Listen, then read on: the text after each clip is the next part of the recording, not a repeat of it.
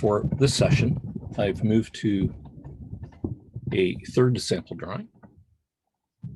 And now I'd like to go through some volume heights and sort of describing this first step a little bit more, this outline step. Don't be worried at this point about having things perfect. Don't be worried about stamping a grid onto this new outline. We're working in that direction. We're going to get there. We're going to get to all of those points.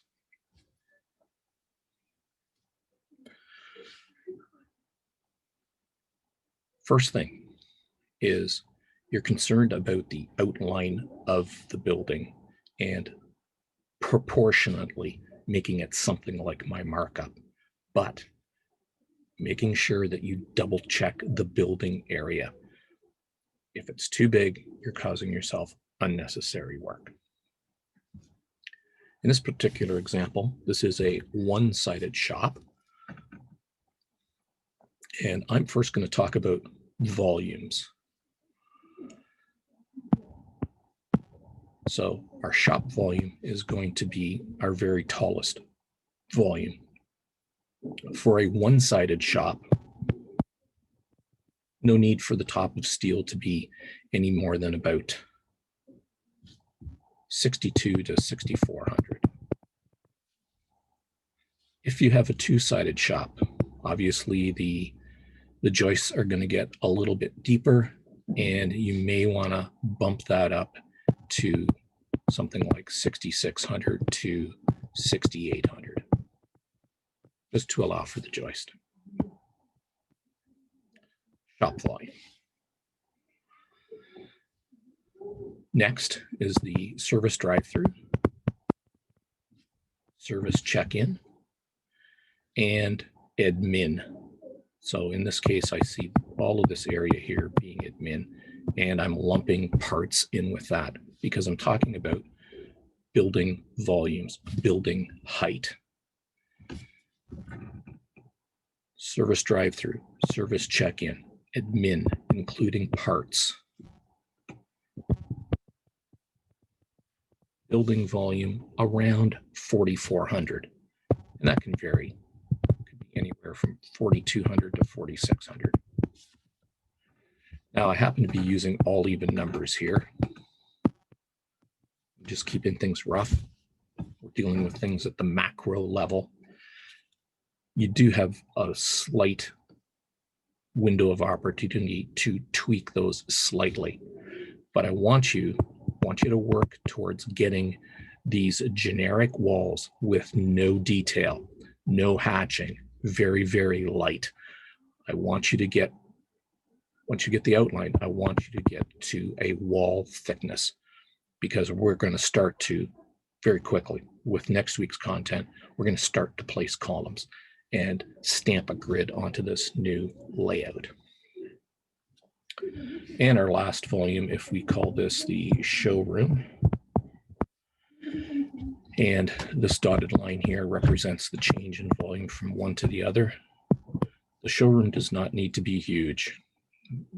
No sense conditioning all of that volume over the life of the building. And something about in the area of 5,500 as a showroom volume. Now, that's the building part of it.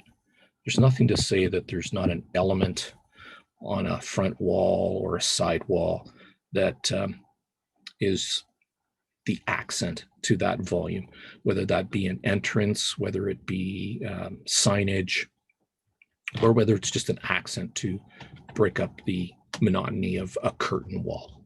But that's a rough volume to hit for that. So there are your volumes. Now, for your wall thicknesses. All walls, as a minimum, will be 190.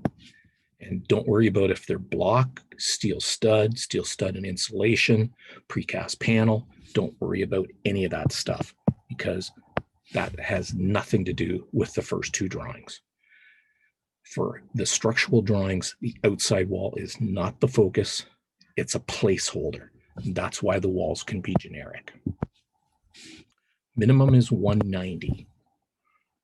So you could start with 190 everywhere. And then the other wall thickness that I want to give you is 350. And where would a 350 wall be? Well, it's going to be a wall that obviously has quite a few components. There's quite a size difference between 190 and 350.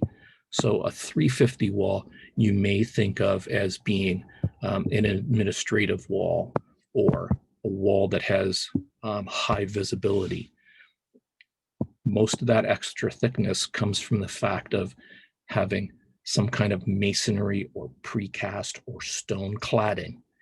And you want to take that heavy weight and it wants to sit on something, and then you need an airspace behind that. But you're not detailing it. It's a generic wall, no components, 350 thick for now. Most of our walls are going to be 190, even if that's metal studs and insulation, because for the most part, you want to use light cladding on a steel framed building. That's the beauty of it. It's a light building. I think that's where I want to leave it off for now.